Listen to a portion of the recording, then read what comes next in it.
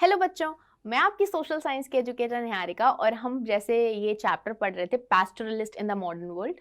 तो ये हम आज इस पार्ट 2 में कंप्लीट कर लेंगे। पार्ट 1 ऑलरेडी आ चुका है, तो जिसने नहीं देखा है जाके पार्ट 1 देखो। और दिस इज पार्ट 2 और इस पार्ट 2 में हम पूरा चैप्टर फिनिश कर लेंगे। ठीक है, तो बिना टाइम वेस्ट किए let's get to the chapter and let's complete our chapter. Okay, तो pastoralist in the modern world. ठीक है, तो अब हम एक और नए पैस्टोरलिस्ट कम्युनिटी के बारे में बात करेंगे, द गोरास द कुरुबास। ये एक और पैस्टोरल कम्युनिटी है, तो यहाँ पे हम इनके बारे में बात करेंगे। ठीक है, तो ये कर्नाटका और आंध्र प्रदेश में होते हैं। ओके, और ये क्या पालते हैं? ये शीप दैट इज भेड़, और ये गोट पालते हैं दैट इज बकरी। ठीक है, भेड़ और बकरी ये पालते हैं और ये वोवन ब्लैंकेट्स जो है बेचते हैं। ठीक है, these pastoral communities move from the dry lands to the coastal communities based on the onset of monsoon। ठीक है, तो ड्राई लैंड से कोस्टल लैंड की तरफ मूव करते हैं और इनकी जो पूरी कम्युनिटी है ना, जैसे जैसे मॉनसून का वेट करते हैं। ठीक है, इनका जो मूवमेंट है वो टोटली मॉनसून के ऊपर डिपेंडेंट होता है। मॉनसून जैसे आता है उसके ऊपर ये डिपेंड करते हैं। ठीक है, these communities leave the area in the rainy season में ये छोड़ देते हैं एरिया को। ठीक है, ओके, अब हम बात करेंगे बंजारास के बारे में। बंजारास एक नोमैडिक ग्रुप है। ठीक है, बंजारा नाम तो बहुत सुना होगा आपने, फेमस है बंजारा नाम तो बहुत ज्यादा फेमस है। तो एक नोमैडिक ग्रुप है जो कहीं एक जगह सेटल नहीं होते। ठीक है, तो ये कहाँ भाई, कहाँ? ये राजस्थान के विलेजेस में पाए जाते हैं।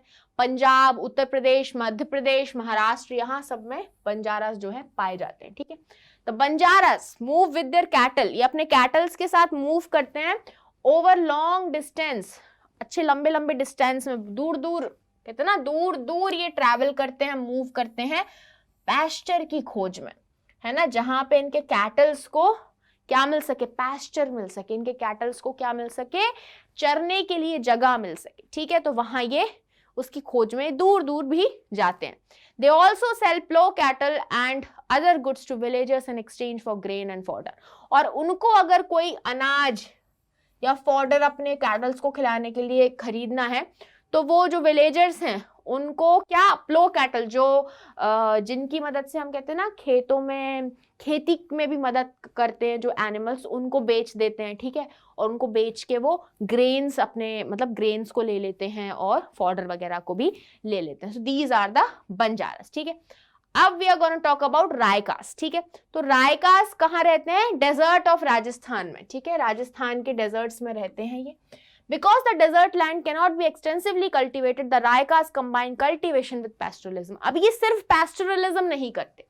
ठीक है, सिर्फ pastoralism नहीं करते हैं, तो ये क्या करते हैं? ये कंबाइन, मतलब पैस्टोरलिज्म और कल्टीवेशन दोनों को कंबाइन करते हैं। ठीक है, मतलब वो क्योंकि अब भाई राजस्थान में है, अब राजस्थान में सिर्फ खेती पे तो डिपेंडेंट हो नहीं सकते ना, ज्यादा कल्टिवेबल नहीं है वहां पे एरिया, तो इसलिए वो पैस्टोरलिज्म और खेती दोनों करते हैं। ठीक है, they stay in their villages during the monsoon as grass is available for their cattle. Monsoon के टाइम पे जब घास रहती है उनके कैटल के लिए, तो वो अपने गाँव में रहते हैं, विलेज में रहते हैं। ठीक है, in October they move out in search of pasture and water. और अक्टूबर के टाइम पे ये पैस्चर और वाटर की खोज में ये निकल लेते हैं। ठीक है, और अपने विलेज में अगले साल मॉनसून के टाइम पे वापस आते हैं। ठीक है, तो मॉनसून के टाइम पे ये अपने विलेजेस में रहते हैं क्योंकि वहां पे उस टाइम पे उनके पैस्चर के लिए घास रहती है, बट अक्टूबर में ये निकल लेते हैं किसकी खोज में? पैस्चर और वाटर की खोज में। और ये अगले साल जब मॉनसून आता है तब ये अपने विलेजेस में वापस आते हैं। ठीक है, डिफरेंट ग्रुप्स ऑफ रायकास हर्ड। अभी क्या क्या पालते हैं? ये कैमल्स पालते हैं, ये गोट पालते हैं और शीप, मतलब भेड़, बकरी, कैमल, ऊंट, ये सब पालते हैं। ठीक है, नेक्स्ट अब हम पढ़ेंगे भाई which several factor pastoralist move from one place to other place. ठीक है, कौन से ऐसे फैक्टर्स हैं जिनकी वजह से पैस्टोरलिस्ट मूव करते हैं एक जगह से दूसरी जगह पे? तो बहुत सारे फैक्टर्स हैं, है ना। दे calculate the timings of the movement, they have to move through different terrains and they establish relation with the farmers while moving. They also combine a range of various activities such as trade, herding and cultivation to make living. तो जो पैस्टोरलिस्ट एक जगह से दूसरी जगह move करते हैं ना, वो बहुत सारे फैक्टर्स पर डिपेंड करता है। मतलब वो एक उनकी डायरेक्शन रहती है कि हाँ चलो हमें इसी जगह पे जाना है। अब वो कंटिन्यूसली उसी जगह पे जा रहे हैं तो उनके रिलेशंस बन जाते हैं विलेजर्स से, मतलब जिन जिन गाँव में वो जा रहे हैं तो उनके रिलेशन बन जाते हैं, तो भाई फिर वो वहीं जाते हैं, ठीक है। अब और भी बहुत सारी चीजें, मतलब वो पैस्टोरलिज्म कर रहे हैं, साथ साथ वो थोड़ी बहुत ट्रेडिंग एक्टिविटीज में भी इन्वॉल्व रहते हैं, ठीक है, कल्टीवेशन में भी इन्वॉल्व रहते हैं। तो वो उनका कहते हैं ना एक सेट ऑफ मूवमेंट वो बना लेते हैं कि ठीक है हमें इस एरिया में जाना है, यहाँ के विलेजर्स से हमारी पहचान है, यहाँ पे हमारी ट्रेडिंग भी हो जाएगी। तो दीज आर द मतलब और डिफरेंट टेरेन्स में जाते हैं, ठीक है, ज़्यादा ऊंचे पे नहीं जाना है, इस इतनी ऊंचाई वुड बी फाइन। तो ये सारे फैक्टर्स हैं जिनके ऊपर डिपेंड करता है कि वो प्लेस टू प्लेस कहाँ मूव करेंगे, ठीक है। अब भाई हम देखेंगे pastoralist under the colonial rule. Colonial rule के अंडर जो पैस्टोरलिस्ट थे वो, ठीक है, the lives of the pastoralist changed considerably under the colonial rule in the following ways. देखो अभी हमने देखा था कि जो कॉलोनियल रूल आया था तो बहुत सारे चेंजेस हुए थे और उसकी वजह से पैस्टोरलिस्ट की लाइफ बहुत चेंज हो गई थी, है ना। बहुत सारे उन्होंने कोप अप किए थे, अपने अंदर चेंज ला दिया था ताकि वो ये जो भी इन्होंने नए नए ट्राइब्स एक्ट निकाल दिए, क्रिमिनल वाले, फॉरेस्ट एक्ट ला दिया, तो इन सारी चीज़ों से कोप अप कर सके, तो दे चेंज देयरसेल्व्स, ठीक है। तो because the government wanted to transform all grazing land into the agricultural lands to increase their revenues, the pastoralist lands were changed to agricultural lands. Thus the pastoralist land shrank considerably. मतलब government जो है, colonial government, वो revenue बढ़ाने के लिए पूरा जो grazing land है उसको एग्रीकल्चरल लैंड में कन्वर्ट करना चाहती थी ताकि खेती ज्यादा से ज्यादा हो सके, उनको ज्यादा से ज्यादा रेवेन्यू मिल सके। तो भाई क्या किया, पैस्चर का जो लैंड था, पैस्टोरलिस्ट का जो लैंड था जहां पे वो ग्रेस करते थे, वहां के उस लैंड को वो एकदम करने लगे, उसको एग्रीकल्चरल लैंड में कन्वर्ट करने लगे। तो जो पैस्चर्स लैंड था, जो पैस्टोरलिस्ट का लैंड था, वो कम होता गया, वो श्रैंक होता गया, वो कम होता गया, ठीक है, वो कम हो गया था। ओके, नाउ बहुत सारे फॉरेस्ट एक्ट्स पास किए गए थे 19वीं सेंचुरी में, ठीक है। और भैया इसकी मदद से कुछ फॉरेस्ट को डिक्लेयर कर दिया रिजर्व्ड फॉरेस्ट, ठीक है। अब पैस्टोरलिस्ट को अगर इन फॉरेस्ट में जाना है, तो रिजर्व फॉरेस्ट में तो जाने की परमिशन नहीं थी, ठीक है, तो रिजर्व फॉरेस्ट थे, प्रोटेक्टेड फॉरेस्ट थे, तो अगर इनको भैया इन फॉरेस्ट में जाना है तो उन्हें परमिशन लेनी होगी गवर्नमेंट से, ठीक है। तो उन्हें गवर्नमेंट से परमिशन लेनी होगी, फिर ही वो अंदर जा सकते हैं, ठीक है। तो पैस्टोरल कम्युनिटीज का जो मूवमेंट था वो रिस्ट्रिक्ट हो गया था। क्या हो गया था, वो रिस्ट्रिक्ट हो गया था, और उनको मतलब कितना एकदम देखा जाता था कि तुम कहाँ जा रहे हो, एकदम कड़ी निगरानी में उनको रखा जाता था। तो ये तो हमने पढ़ा ही है फर्स्ट पार्ट में, ऐसा ऐसा हो रहा था, ठीक है। तो they could not spend more than the stipulated number of days which were granted to them in the forest, ठीक है। तो मतलब उनको अगर फॉरेस्ट के अंदर भेजा भी है तो वो उससे एक दिन ज्यादा नहीं रह सकते थे, कि अगर उन्होंने बोला कि आप इतने दिन ही वहां रहोगे तो इतने दिन ही वहां रहोगे, आप इससे ज्यादा नहीं रह सकते। तो बहुत रिस्ट्रिक्ट कर दिया था उनको, राइट, बहुत ज्यादा उनको बांध के रख दिया था, ठीक है। The British administrators were suspicious of nomadic pastoralists. They wanted these communities to settle at one place and take up agriculture. Nomads came to be regarded as criminals by the Criminal Tribe Act of 1871. The nomadic communities came to be regarded as criminals.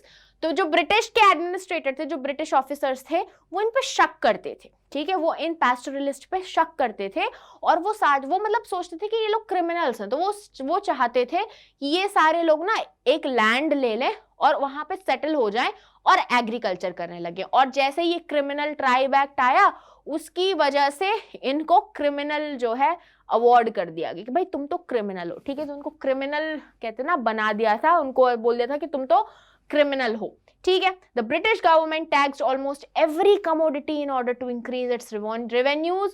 So taxes were imposed even on cattle. Pastoralists had to pay taxes on every animal which grazed in the pastures.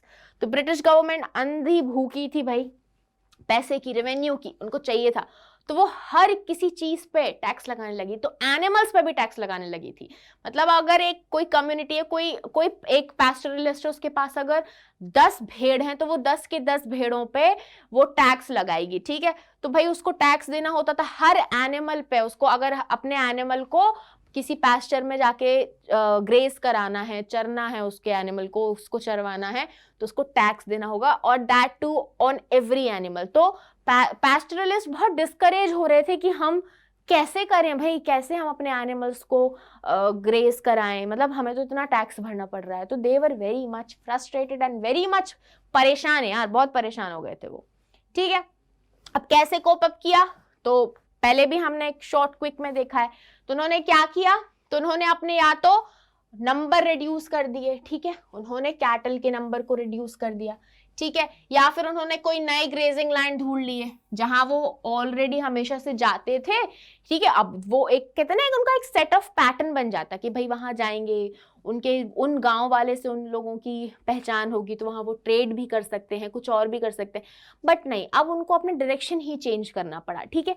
तो उन्होंने नए grazing lands ढूंढ लिए, ठीक है, या फिर जो बड़े बहुत रिच वाले पेस्टोरलिस्ट थे, जो थोड़ा उनके पास पैसा था, तो उन्होंने लैंड खरीद लिया, ठीक है, जमीन खरीद ली और सेटल हो गए। अब भाई हर पेस्टोरलिस्ट तो अमीर नहीं होता ना, हर के पास तो पैसा होता नहीं है।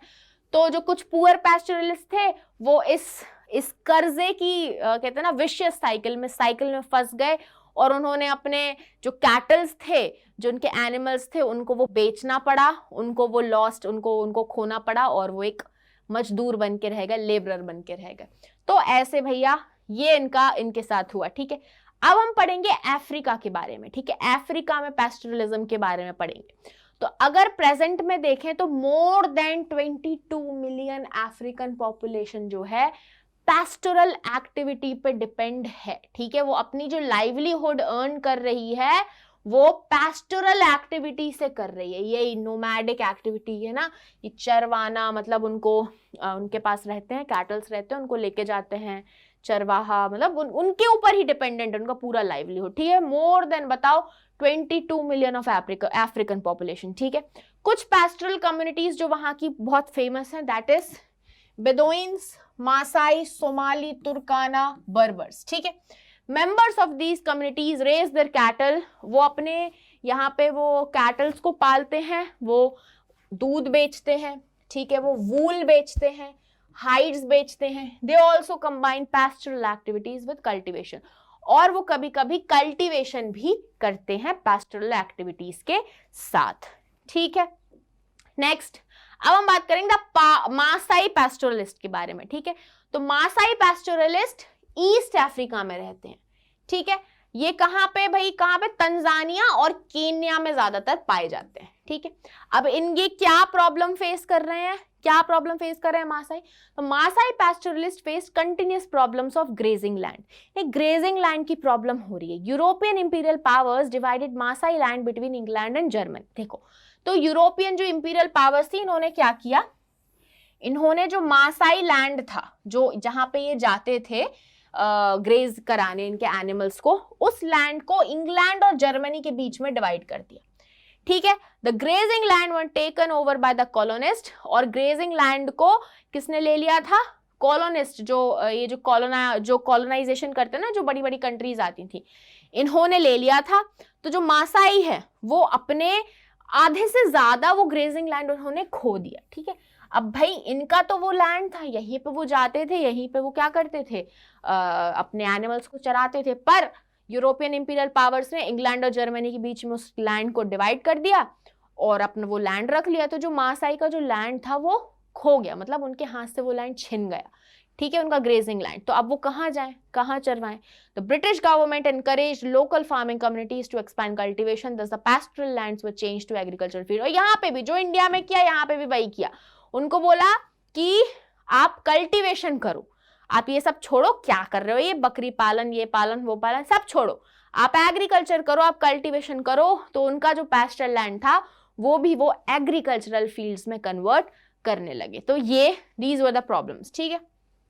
Next, the large patches of pastoral lands were also changed to reserves such as Masai Mara, Samburu National Park. The entry of Masai was restricted in these reserves. वही जो यहाँ पे हमारे यहाँ पे फॉरेस्ट एक्ट लेके आए थे, रिजर्व्ड फॉरेस्ट बना दिए, परमानेंट फॉरेस्ट बना दिए। तो ऐसे ही बहुत सारे जो पैस्टोरल लैंड्स थे उनको रिजर्व्स में चेंज कर दिया, ठीक है, रिजर्व्स में चेंज कर दिया। और क्या कैसे, जैसे मासाई मारा हो गया, एक सुम्बुरू नेशनल पार्क हो गया, ऐसे रिजर्व्स में चेंज कर दिया, और यहाँ पे जो ये कम्युनिटी थी इनकी एक्टिविटी को क्या रिस्ट्रिक्ट कर दिया। मतलब आप इनमें ऐसी घुस नहीं सकते, है ना, रिजर्व्स में आप ऐसे जा नहीं सकते, घुस नहीं सकते। इसकी वजह से क्या हुआ, this created a pressure on small piece of land where the pastoralist graze their cattle, fodder always remain in short supply. अब उनका एक तो लैंड छीन लिया आपने, जितना था उसमें भी आपने एग्रीकल्चरल फील्ड करा दिया, अब छोटा सा पैच बचा, वहीं पे वो लोग अपना जो पैस्चर्स हैं उनको चरवाते हैं। तो हमेशा जो एक कहते हैं ना, एक फूड की जो शॉर्ट सप्लाई है वो बनी रहती थी उनके लिए, ठीक है। Many other pastoral communities in Africa also face such problems, और बाकी की भी अफ्रीका में जो कम्युनिटीज थी उन्होंने भी ऐसी ही प्रॉब्लम्स फेस की। Exhaustion of pastoral land affected the lives of their cattle. The pastoral communities were not allowed to move into other territories without valid permits. यहाँ पे भी परमिट वाला सिस्टम, कि आपके पास अगर परमिट होगा तभी आप जा पाओगे, तो वो दूसरी जगह पे भी वो अपने पैस्चर्स को नहीं ले जा सकते थे फॉर ग्रेजिंग पर्पस। तो यहाँ पे भी कहते हैं रिस्ट्रिक्ट हो गए वो, तो उनके पास लैंड नहीं है, कहाँ लेके जाएं, तो they were very much frustrated there also, ठीक है। तो वो सेम चीजें यहाँ पे भी हो रही हैं।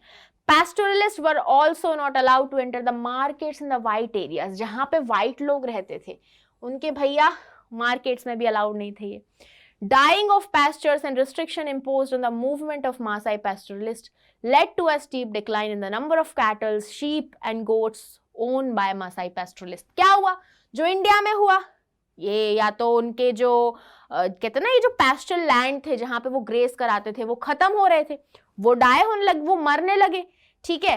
उन लोगों को रिस्ट्रिक्ट कर दिया कि तुम यहाँ नहीं जा सकते, वहां नहीं जा सकते, परमिट लेना पड़ेगा, ये वो।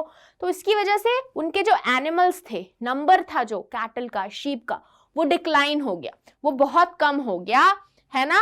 और धीरे धीरे कहते ना हमें ये चीज खत्म होते हुए दिख रही है यहाँ पे, है ना, क्योंकि आपने उनको कहते ना प्रॉपर उनको बांध दिया है, वो कुछ कर ही नहीं पा रहे हैं, ठीक है। तो उनका जो नंबर था, मतलब मासाई पैस्टोरलिस्ट पहले अच्छा खासा अमाउंट ऑफ नंबर को हैंडल करते थे, कैटल अच्छा खासा अमाउंट में होता था, बट अब क्या होने लगा, अब स्टीप डिक्लाइन होने लगा था because of all this, colonial government की वजह से, ठीक है। अब हम देखेंगे डिविजन ऑफ मासाई कम्युनिटीज, ठीक है। तो in the pre colonial period, जो प्री, हम ये जो बातें कर रहे हैं ना बेटा, ये हम कॉलोनियल टाइम की बातें करें, जब कॉलोनियल गवर्नमेंट थी, है ना, ब्रिटिश गवर्नमेंट जो हमारे यहाँ थी ऐसी, ओके। सो कॉलोनियल पीरियड, जब दूसरी जो कंट्रीज थी इंग्लैंड वगैरह की, आके कॉलोनीज अपनी सेट कर लेती थी, उस टाइम की बात कर रहे हैं, ठीक है। The Maasai society was divided into 2 social categories, 2 में डिवाइडेड थी, एक थे द एल्डर्स और दूसरे थे द वॉरियर्स, ठीक है। जो एल्डर्स थे ये क्लैन की एडमिनिस्ट्रेशन को, जो उनकी कास्ट है वो उसको एडमिनिस्टर करते थे, ठीक है। उसको भाई कैसे चलेगी, वो सारे एडमिनिस्ट्रेटर वाली चीजें वो देखते थे, और जो वॉरियर्स थे वो ट्राइब को प्रोटेक्ट करते थे, ठीक है। तो इनका ये काम बटा हुआ था। The Maasai warriors also conducted organized cattle raids, और ये कैटल रेड्स भी किया करते थे, ठीक है, जो वॉरियर्स थे, ठीक है। The British appointed chief of the different sub groups of Maasai who were responsible for maintaining the administration of the state. जो ब्रिटिश ने उन्होंने अपॉइंट किए थे chief, different sub groups, Maasai के डिफरेंट सब ग्रुप्स के chief को appoint किया, और इसकी वजह से ये जो स्टेट का एडमिनिस्ट्रेशन हो सके, मेंटेन हो सके, that was, they were responsible for that, ठीक है। आगे, the British also impose various restrictions on raiding and warfare. ये जो रेड करते थे पहले, ये भी भैया उस पे भी इन्होंने, ब्रिटिशर्स ने रिस्ट्रिक्शंस लगा दिए थे, ठीक है। इसकी वजह से एल्डर्स और वॉरियर्स की अथॉरिटी पे अफेक्ट हो गया, मतलब उनकी अथॉरिटी छिन रही थी, ठीक है। तो अथॉरिटी पे अफेक्ट हुआ था। Chiefs appointed by the British accumulated wealth over time. They began to lend money, started trading and settled in towns. The families of the chiefs stayed behind in the villages to look after cattle. This helped them to survive droughts and famines. अब जो chief, जो British ने chief जो किए थे, क्या appoint किए थे, उनने थोड़े थोड़े पैसे जोड़ लिए, और फिर वो क्या करने लगे, वो पैसे उधार पे देने लगे, ट्रेडिंग वगैरह करने लगे और टाउन्स में सेटल हो गए वो जाके, ठीक है। उनकी जो फैमिलीज थी वो वहीं विलेजेस में रहती थी, वो कैटल को संभालती थी, वो जाके टाउन्स में रहते थे। तो इसके ऐसे मतलब जो फेमाइंस और ड्रॉट वगैरह हो रहे थे, तो इस तरह से वो अपना सब कुछ कहते हैं ना संभाल रहे थे ना, या जीवन यापन कर रहे थे इस तरीके से वो, ठीक है। However, the poor pastoralist, अब देखो इनके पास तो चलो इनने चीफ अपॉइंट कर दिया तो इनके पास तो थोड़ा बहुत पैसा इकट्ठा हो गया तो इन लोग अपना काम करने लगे, पर जो पुअर पैस्टोरलिस्ट थे उनके पास कोई पैसा नहीं था, ठीक है। उनके पास सिर्फ उनके जानवर थे जिसके ऊपर वो टोटली डिपेंडेंट थे। तो ड्रॉट के टाइम पे दे ऑलमोस्ट लॉस्ट एवरीथिंग। तो जब सूखा पड़ता था, कुछ नहीं हो रहा है, तो सब कुछ खो देते थे अपना, है ना, ऑलमोस्ट सब कुछ खो देते था अपना वो। They then moved to towns in search of work, और फिर वो क्या करते थे, वो टाउन्स की तरफ मूव करने लगे ताकि उनको कुछ काम मिले, है ना। विलेजेस छोड़ के वो टाउन्स की तरफ मूव करने लगे ताकि उनको थोड़ा बहुत कुछ काम मिले। Many of them got regular work in road and building construction, और कुछ लोगों को फिर वहां पे भाई रोड कंस्ट्रक्शन में, बिल्डिंग कंस्ट्रक्शन में काम वगैरह मिलने लगा था, ठीक है। The division of the Maasai communities into the rich and the poor and the disturbing of the traditional differences based on the age were two social changes which occurred in the Maasai communities during the colonial rule। तो ये क्या हुआ, ये colonial rule की वजह से हुआ ना। ब्रिटिश आए, ब्रिटिश ने तो उनको उनके क्या चीफ अपॉइंट कर दिए, है ना। तो एक कहते हैं डिविजन क्रिएट कर दिया ना, कुछ पुअर रह गए और कुछ थोड़े से रिच बन गए, है ना। तो एक कितना डिवीजन क्रिएट हो गया। तो जो डिवीजन रिच और पुअर का बन गया था ये, और कितना एक पहले देवर ऑल टुगेदर, है ना, जो भी करते थे साथ में करते थे, बट अब यहाँ पे डिवीजन हो गया था रिच और पुअर का, ठीक है। और ये कुछ चेंजेस थे जो आए थे कॉलोनियल रूल की वजह से, ठीक है। So this was the whole chapter जो हमने पढ़ा। बहुत छोटू सा इजी पीजी चैप्टर है, ज्यादा टफ चैप्टर नहीं है ये, ओके। तो this was the whole chapter. और इस लेक्चर के या किसी भी लेक्चर के आपको नोट्स डाउनलोड करने हैं तो आप स्कोर प्लस ऐप को डाउनलोड करके उससे आप ये नोट्स को डाउनलोड कर सकते हैं, ठीक है। फिर मिलते हैं नेक्स्ट लेक्चर में। बाय बाय बच्चों।